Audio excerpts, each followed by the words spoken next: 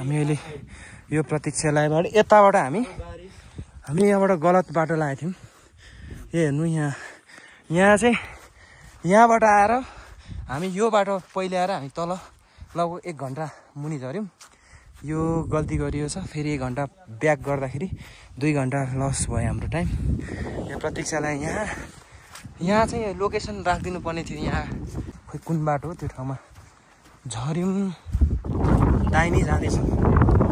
यहाँबाट हामी आउँदै हुनुहुन्छ भने नयाँ हुनुहुन्छ भने चाहिँ होइन, यो कुन ठाउँ थाहा भएन, तर यहाँबाट चाहिँ यसरी जानु होला।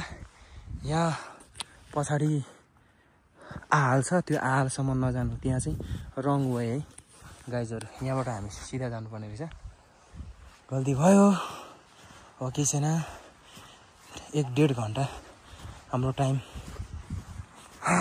बित्यो। ठाउँहरू राम्रो छ, इमेजिङ दामी खतरा छ, तर बाटो रङ भयो। खाजा खाएर त्यसपछि फेरि हामी सही बाटो राइट वेतिर जाँदैछौँ। हामी चाहिँ यहाँ आइसक्यौँ अहिले। यहाँ चाहिँ चिलोको आकार बनाएर एउटा आहाल पोखरी बनाइदिएको रहेछ। त्यहाँदेखि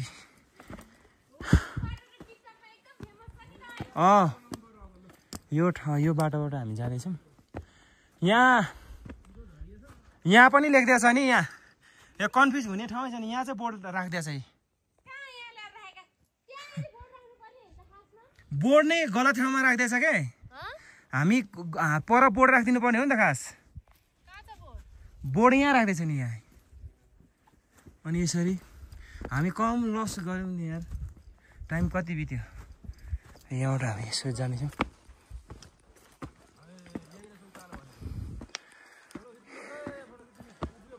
यही होला यात्रा, दामी छ। यो भर्याङ लगभग 100-150 होला। यो भर्याङ चढ्दैछौँ। लोकेसन मजाले राख्दैन अनि दुःख पाइयो।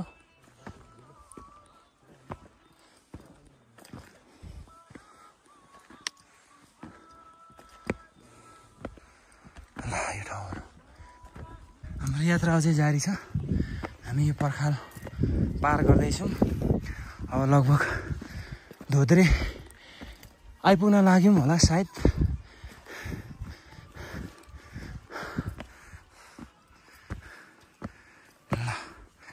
यहाँ आइसक्यौँ हामी। यहाँबाट छ, त्यसपछि